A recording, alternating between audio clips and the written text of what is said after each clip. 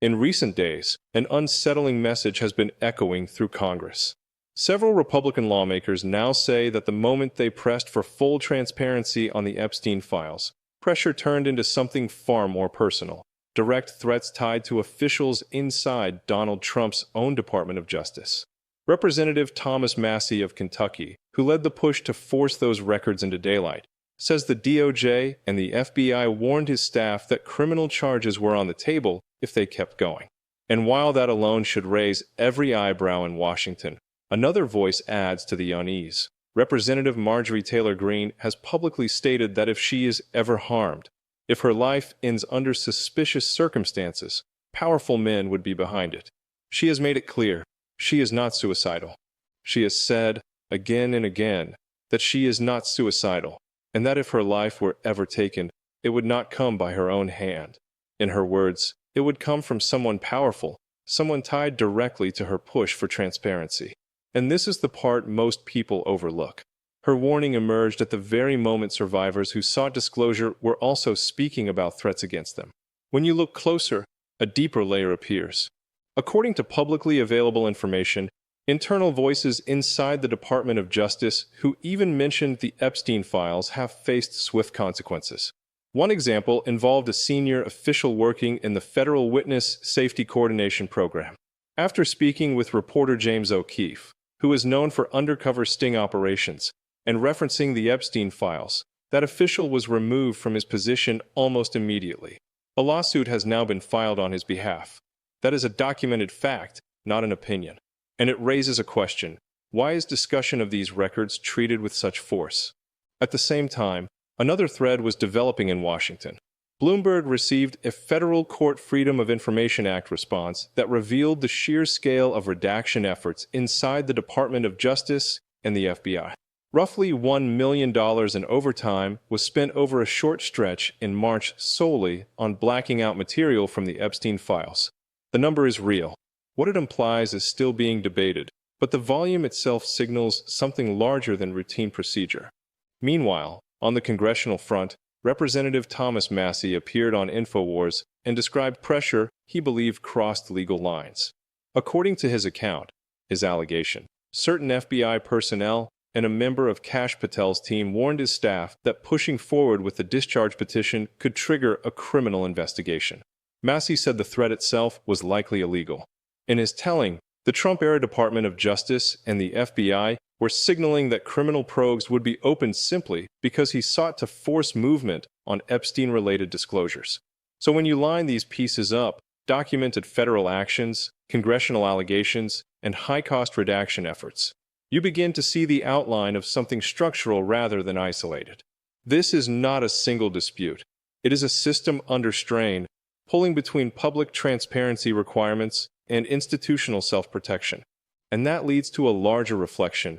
What does it say about federal power when transparency itself becomes a pressure point?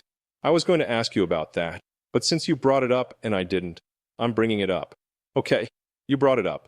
And so like a criminal investigation having nothing to do, he said it was going to be a fraud. We're going to investigate one of your staff for fraud. And he told another one of my staff this: if you guys don't straighten up, if you want to play hardball, if this is how you want to play it or something like that, this member of your staff is going to get criminally investigated for fraud. A very specific threat, right? And that had just happened. So I told Bonino, I said, one of your guys is threatening my guys with an FBI investigation. Yeah, if we don't do what you want.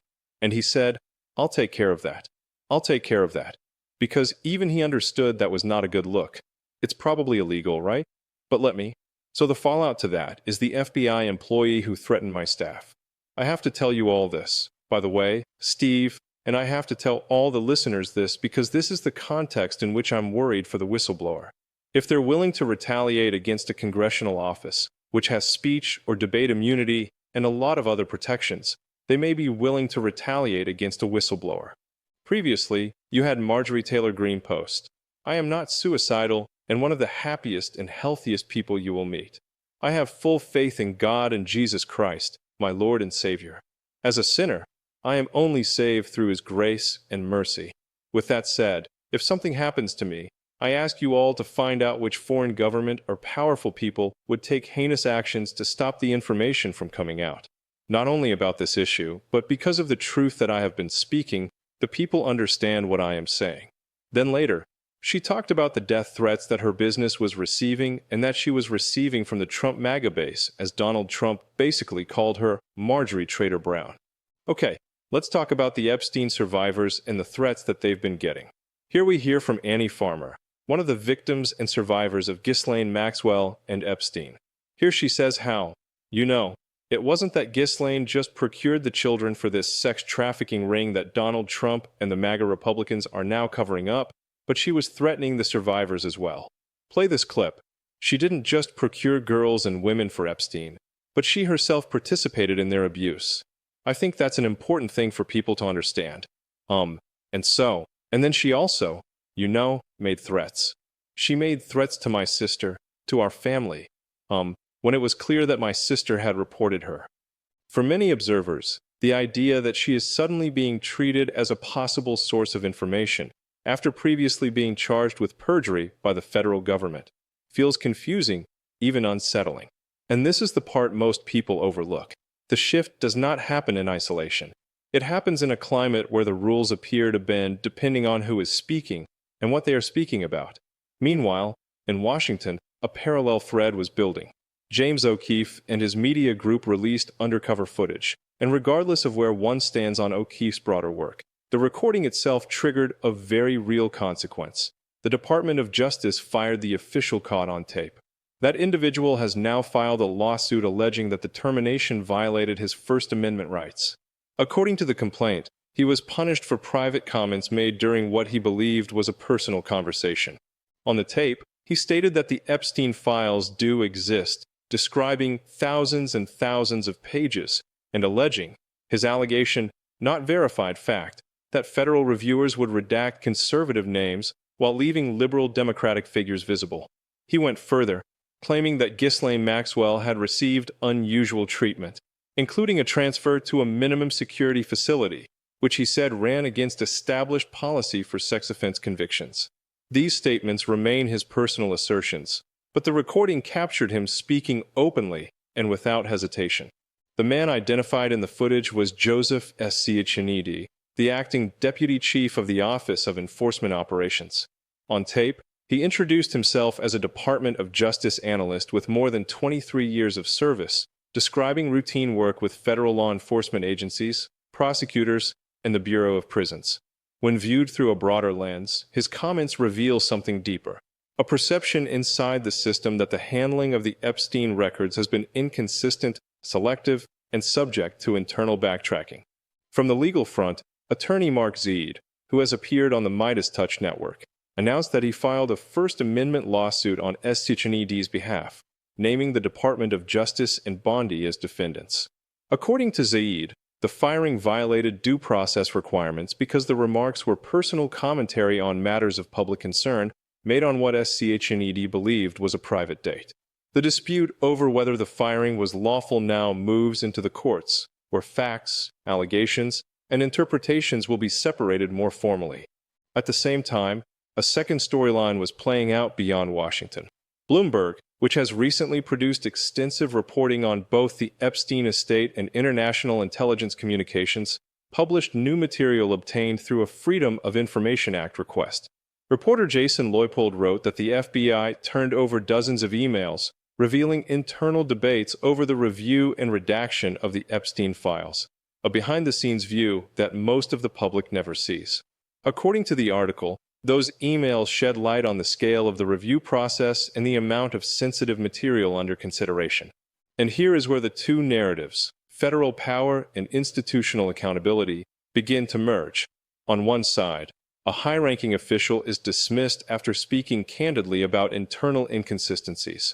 On the other, federal documents show the painstaking, secretive machinery behind the redactions themselves.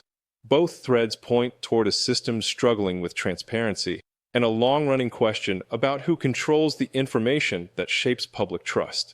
In the end, we are left with a difficult truth. Whenever institutions operate behind layers of redaction, secrecy, and internal discipline, The public must rely on fragments to understand what is happening beneath the surface. And this leads to the lingering question: what does it say about a system when the act of speaking becomes more dangerous than the information being discussed? Inside Washington, the Department of Justice's Information Management Division circulated an email that offered a rare, unfiltered glimpse into how the federal apparatus was preparing to handle the physical Epstein files. "We are all prepared to receive boxes tomorrow," the message said. Agents from New York were scheduled to travel to the Washington field office in the morning, then continue to Winchester, where one team would begin photographing the files while another scanned and processed them. And here is the part most people overlook. The writer suggested a rolling delivery schedule to demonstrate the FBI's commitment to transparency, a commitment that, according to the timeline, never fully materialized. At the same moment, Bloomberg reporter Jason Leupold documented what was unfolding behind the scenes. According to the records he obtained through Freedom of Information Act requests, the Bureau had urged a rolling production of documents as early as March. Yet the public did not see those disclosures. Instead, Leupold found that multiple FBI divisions, including counterintelligence and international operations, logged significant overtime hours on this project. The documents state that the FBI paid $851,000 in overtime between March 17th and March 22nd alone. Those records also show that FBI personnel collectively worked 4,737 hours of overtime between January and July. When former President Trump dismissed the entire matter as a hoax, the numbers themselves stood in quiet contradiction. If the overtime alone reached into the thousands of hours, then the total labor invested, regular hours plus overtime, likely rose far higher. For any attorney billing mid-market hourly rates, that kind of workload would easily translate into tens of millions of dollars in legal equivalent labor. But the deeper issue is not the cost, it is what the cost suggests. Meanwhile, another layer emerged. Emails revealed that staff working on what some inside the Bureau called the Epstein Transparency Project, and in other instances the Special Redaction Project, were given targeted training. This included PowerPoint presentations and video instructions on how to review and redact the files. And when you hear a phrase like Special Redaction Project, you have to pause. Redaction means removal, and when a project is formally named after removal, that raises questions about the structure, not the personalities involved. On March 10th, FBI personnel from the Office of General Counsel and the Information Management Division discussed the pending Freedom of Information Act requests, digitizing physical documents, and the Bureau's stated commitment to transparency. They also reviewed a series of internal videos. According to an April 15th email, one of those videos came from the New York City jail where Epstein was found dead in 2019, only 1 month after his arrest. The Department of Justice later released 11 hours of that prison footage in July, though portions of it were missing, a fact that has been repeatedly acknowledged in public reporting. Another email documented the Bureau's review of Epstein-related videos, including material involving Ghislaine Maxwell's security footage. All Epstein-related image video review has been completed, the email said, before listing the categories: search warrant execution photos, FBI interview video, Maxwell prison surveillance, time-lapse footage from an office, street surveillance, FBI aerial imaging, additional police interviews, and even marketing-related videos. A vast archive, far broader than most people realized, had been cataloged, assessed, and prepared. Taken together, the federal storyline shows a sprawling, resource-intensive effort, thousands of hours, specialized training, and classified workflows. And parallel to that, the institutional storyline reveals a familiar pattern: opaque redactions, delayed disclosures, and a system struggling to balance transparency with its own internal caution. And so the question becomes, when a project this massive is framed publicly as routine, what does that reveal about how power manages the information the public is allowed to see? While all of this was unfolding behind the scenes, a parallel development emerged in New York. Federal Judge Angeli issued an order to the Department of Justice after the Epstein Transparency Act became law. And here's the part most people overlook. He did not simply demand documents. He asked the Department of Justice to clarify whether they wanted him to release grand jury testimony, something strongly disfavored under Rule 6E of the Federal Rules of Criminal Procedure. His point was simple but strategic. Tell me what you plan to release so we do not duplicate material you already possess. In other words, if the Department of Justice already had the records and was obligated to turn them over, then the court would not intervene unnecessarily. This was Judge Angeli playing chess, operating several moves ahead. In contrast, the administration pushing for grand jury disclosures appeared to be playing checkers, asking the court to release transcripts that agencies themselves were already ordered to produce. So Judge Angeli required clarity. He directed the Department of Justice to list every category of Epstein-related material they held, and to show how those materials fell under the transparency statute. In response, the Department of Justice sent a formal letter. Dear Judge Angeli, the government respectfully submits this letter in response to the court's November 25, 2025 order. From there, the letter cataloged an extraordinary range of materials. According to the Department of Justice's own description, the categories included grand jury subpoena returns from internet service providers like Google, Instagram, and Microsoft, records from multiple federal and territorial agencies, Bureau of Prisons files, documents from the United States Virgin Islands, New York Police Department computer checks, Delaware corporate records, Federal Aviation Administration data, police reports, school records, search warrant returns, scanned photographs, email repositories, cloud storage extractions, and physical evidence from electronic devices.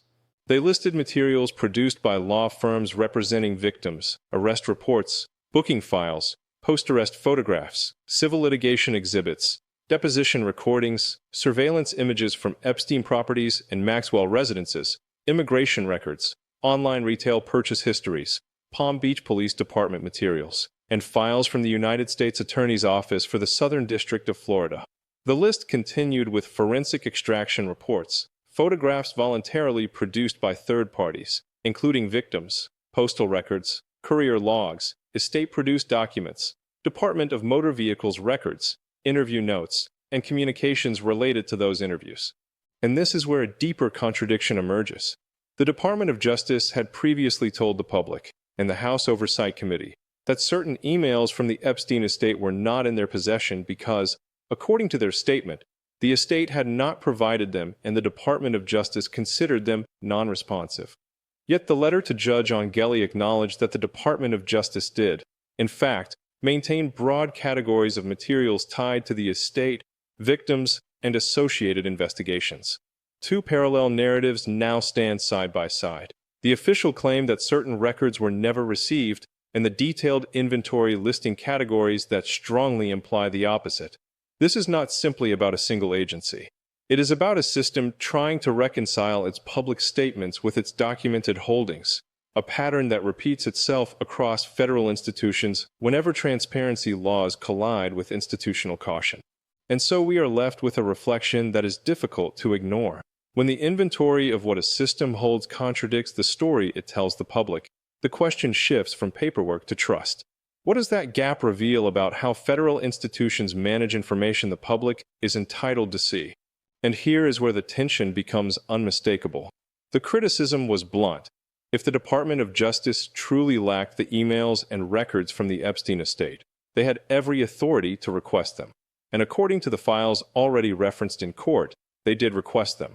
That contradiction, the gap between public statements and internal acknowledgments, is what fuels the allegation that federal officials were not forthcoming. It is also the backdrop for the claims that certain congressional offices and their staff felt pressured, even threatened, as they pushed for broader transparency. Whether those allegations hold up in court is still an open question, but the pattern of distrust is clear. At the federal level, one storyline centers on the Department of Justice's explanations and the growing scrutiny over whether disclosures were delayed or misrepresented. At the institutional level, another storyline unfolds: elected representatives alleging pressure, staff members reporting warnings, and oversight bodies struggling to obtain what should have been routine materials. When you step back, these threads do not point to a single personality or a single dispute. They point to a system wrestling with its own obligations. And as we close this chapter, what remains is a roadmap.